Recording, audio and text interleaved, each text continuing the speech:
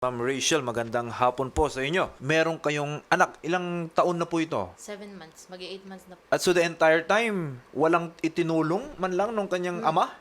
May itinulong naman po, almost more than 20K po yung binigay niya. 20,000? Yes po. Nung ipinanganak na or bago ipinanganak or the entire time, yun na yung Nung naibigay niya? ipinanganak na po. Saan niyo po ba nakilala ito? Sa social media.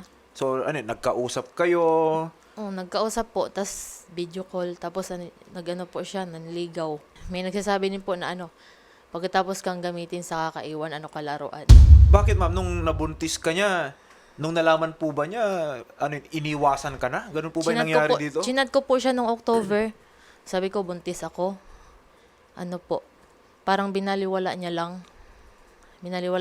Tapos sa sobrang inis ko po, dinilit convo ko. Tapos Okay. hindi ko naman akalain na mapupunta ako dito. Pero nung sinabi po ninyo na kayo po ay buntis at siya yung ama, Yes po. agad-agad ba siyang nagtanggi? Sinin niya lang. Kaya ayun, sa sobrang inis ko, dinilit convo ko. Okay. So, sinabi po niyo sa kanya ng October, kailan po kayo nanganak? April 4. Nung February, ko sa kanya nag-chat. Hindi siya Okay. nagre-reply. Walang itinulong? Wala. Tapos nung pumunta na ako sa headquarters, binigyan niya po ako ng 1,400 pamasahe lang. Teka, bakit headquarters? Oo, sa Navy, sa headquarters nila. Oh, okay. So, ito pong ama ng inyong anak ay isang Philippine Navy Yes po. officer. Yes po. Okay, siya po si Seaman Second Class Kevin Mabitwin. Yes. Oo. So, nung binisita mo siya doon, ang binigay lang sa'yo is pamasahe. Yes po. Kasama ko si mama tsaka yung pinsan ko na taga doon. Okay, nung ipinanganak po ninyo yung bata, hanggang sa ngayon, ang naibigay lang sa inyo is 20,000 pesos. Yes po. Bakit naman daw po 20,000 Kasi pesos lang? nalaman po nung jowa niya. Nalaman nung jowa niya na may anak sa akin, kaya pinatigil. Kasi kailangan daw po ng DNA. Ito po bang jowa niya na ito? Jowa na niya nung nag-uusap pa lang kayo? Tingin ko po hindi. Okay, Kasi hindi naman niya kayo pinagsabay. Hindi naman. So, bagong jowa na niya ito. So, ma'am, in short, ayaw niyang magbigay ng patuloy na suporta Yes po. kasi hindi siya sigurado na sa kanya nga po itong bata. Yes po. Yung bata po ba? Baby boy, baby girl? Baby girl. Magandang hapon po sa inyo, officer. Good afternoon po, sir. Meron daw po kayong anak. Ano pong masasabi niyo doon? Hindi ko po sure na anak ko po talaga yan, sir. Kasi Dinideny niya. una po sa lahat, hindi po kami mag-girlfriend yan ni Ma'am Oo. Rachel Fuentes na yan. Hindi po kami. Ang nangyari, sir, na lang kami ng one night stand, sir. Pero hindi po yun one night stand kasi 2 beses may nangyari sa amin. Sir Kevin, hindi naman porket hindi kayo naging boyfriend or girlfriend, Oo. hindi na kayo makakabuo. Okay? Ang makakabuo Ay, ng sir. bata is yung sexual act. Either once lang yan or twice lang yan. Kung nakabuo kayo, it can result na ikaw ay maging ama. At si Ma'am Rachel ay isang ina. Sa ngayon, sir, ang sinasabi po ninyo, Sir Kevin, hindi kayo Yes, sir. sigurado kung anak nyo po Yun- ba itong bata na ito. Yes, sir. Yes, sir. Kasi una po sa lahat din, yung sinasabi niya po na nagastos ko ng 20K nung wala pa akong girlfriend yan, sir. Ang gusto niya kasi, sir, bawat sahod ko, sir, may padala sa kanya. Hindi naman, nahihirapan din ako, sir, kasi may pinagagastosan din akong magulang, sir.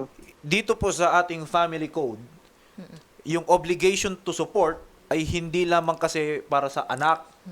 Okay, kasama din yan yung paakyat, no, sa mga magulang po ninyo, kinakailangan nila ng tulong. Now, I understand, Officer Kevin, kung doon sa kinikita po ninyo, meron kayong inilalaan para sa inyong magulang bilang tulong din ninyo.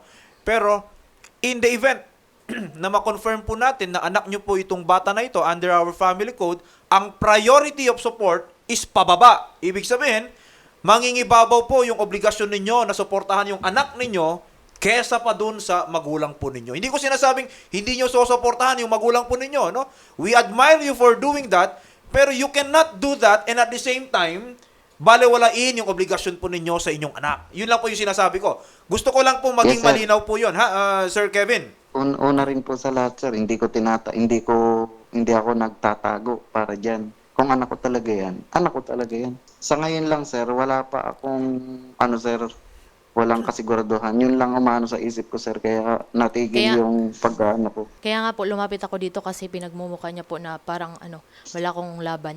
Na parang naghahabol ka lang, Oo. parang ganon. Oo, hindi. Pero Sir Kevin, if ma-verify, if ma-confirm po natin na itong anak po ni Ma'am Rachel Ann Fuentes, inyong anak po talaga, can I get a commitment from you na kayo po ay magsosuporta? Total, kung mapapatunayan na anak niyo po talaga siya. Yes, sir. Yes, sir. Obligasyon po ng magulang, hindi lang po kayo, kasama na rin po si Ma'am Rachel Ann, if mapapatunayan na anak niyo po itong bata. Naiintindihan Yes, sir. niyo po ba, Sir Kevin? Yes, sir. Yes, sir. Ma'am, meron pa po ba kayong ibang sexual partners nung panahon Wala po na po. yon? Wala po. So si Sir Kevin lang. Gumagawa pa nga yan ng kwento na may boyfriend daw ako nasa swimming pool pero wala po. Okay. Totoo yun. Nakita yun sa TikTok. Saan yung ebidensya mo? Meron, nasa girlfriend ko. Kayo po, ma'am, confident po kayo na si Sir Kevin Mabituin po talaga ang Yes po. tatay Yes po. nung anak po ninyo. Yes. Wala kayong ibang pinagdududahan. Wala po.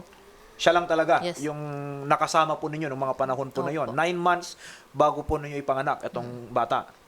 Okay. Yung jowa niya po, gumagawa pa ng paiba-ibang account tapos i-chat pa ako. Hindi sana ako pupunta dito kung hindi nag-chat yung jowa niya. Hindi, Ng mabuti na rin po, ma'am, na lumapit po Kaya kayo nga dito. po, Kasi hanggat walang kasiguraduhan na Yes, siya po talaga ang tatay nung bata, baka naghihintay ka lang sa wala Kaya ng nga. suporta. Alam naman po ninyo, sa panahon ngayon, kailangan din po ng tulong sa pagpapalaki ng bata. Marami pong pangangailangan, financial, other than the emotional support na pwede rin sanang ibigay po ng isang tatay. Kasi ang issue nang naman dito is yung paternity ni Sir Kevin Mabituin dito po sa 8-month-old na anak po ni Ma'am Rachel Ann Fuentes. Yes po. Kami naman po dito sa programa tumutulong patungkol po dito. Right, Shari? So, katuwang po natin dito ang ECDNA. ECDNA. Opo. Oo. So, Ma'am Rachel, willing naman po kayo magbigay ng inyong specimen for DNA. Yes At yung po. bata, no? Opo. Siyempre. Sir Kevin, so ang Yes, sir. programa po ni Senator Raffy, katuwang po ng ECDNA, tutulong po para mabigyan po ng kasagutan na etong tanong po kung talaga po bang anak ninyo etong 8-month-old na bata na ito. Okay, sir. Kung malaman mo na anak mo talaga yan, wala ka bang plano na mag-establish man lang ng relationship, magpakaama doon sa bata? Hindi naman kailangan na maging kayo ni Ma'am Rachel Ann Fuentes. Yes po. Pero kung na-confirm na po ng siyensya na anak nyo po yan, hindi lang naman suporta ang kailangan ng bata. Okay? And there are multiple forms of support, hindi lang pera. Ito po ba, sir, ay kagustuhan nyo rin na mag-build ng relationship with the child? Sa ngayon, sir, medyo ano pa ang utak ko eh. Pero kung Wala ka rin talagang kasiguraduhan dun sa plano. Ganun po ba, Sir Kevin? Yes, sir. Kasi katulad ng hawak ko pa kasi talaga ang mama ko, bumili kami ng sa bahay at lupa na pinapagawa ko sa kanya. Tapos halos wala na rin ako masahod, sir. Kasi na ako sa loan. Sa totoo lang. In the event na ma-confirm po natin na si Sir Kevin Mabituin ay ang ama ng bata at siya po ay magsosuporta na, okay din lang po ba sa inyo na si Sir Kevin is mag-build din ng kanyang relationship with the child? Yes po. Like yung Kahit nga po ipahiram ko pa sa sa mama niya kasi nung una gustong hiramin. Nung una. Gustong hiramin. okay. So, sa visitation rights. Yes, okay. visitation rights. No? Kasi ang sabi naman ng Supreme Court natin, it's the natural right Yes po. ng mga tatay, syempre na makapiling din yung kanilang Yes po. mga anak. Kasi hindi kayo kasal, so yung custody and parental authority belong to the mother Yes po. dito. No? Pero si mother naman ay willing din na hiramin, mabisita, makasama din Yes nung po. bata. No? This is a baby girl. Kumusta po yung bata, ma'am? Ano po, November 18 po, nagkasakit po. Oh, anong nangyari? Hand and foot mouth disease. Oh, Tapos sabay-sabay po, ubo, sipon, lagnat, tsaka hinihika po. okay. Kaya with more reason, no? Sa ngayon po, kasi kanina nabanggit ni Shari, kayo po ay estudyante. Yes po. So, saan po kinukuha yung Hiniram po. pangsuporta sa Hiniram po bata? sa kapitbahay namin kasi yung kapitbahay namin, may tindahan din. Okay, kanina nabanggit po ninyo parang hinihiram nung lola yung mami ni Kevin, ni Sir Kevin. Opo. So, sila sigurado sila na apo nila 'yon.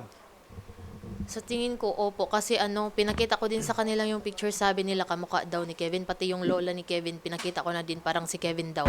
Sir Kevin, paano po nabuo yung, let's say, relasyon ninyo? Bale, ma'am, may kasama po yan na best friend niya, ma'am.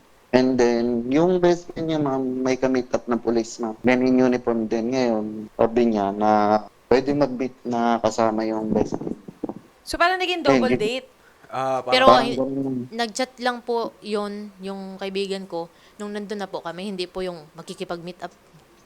Hindi po yung plinano. Hindi rin yung natin alam plinano. kung, kasi biglaan yun, ma'am, na alam ko, biglang gano'n na nung nagka-meet up tapos maya-maya is meron na palang gano'n na plano na meron din palang kasama yung isa na best friend niya. Pero saan kayo nagkakilala? Dating Pool? app. Sa dating, Dating app. apps lang, ma'am. Okay, dating app. So kung dating app kayo nagkakilala, dapat di kayo nagugulat na nagkatagpo kayo.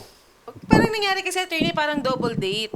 Yes. Double date nangyari. Opo, tapos nasundan po ba yun ng isa pang date at doon na po ba nangyari yung one night stand? Or nag-date pa po kayo ng isa pa?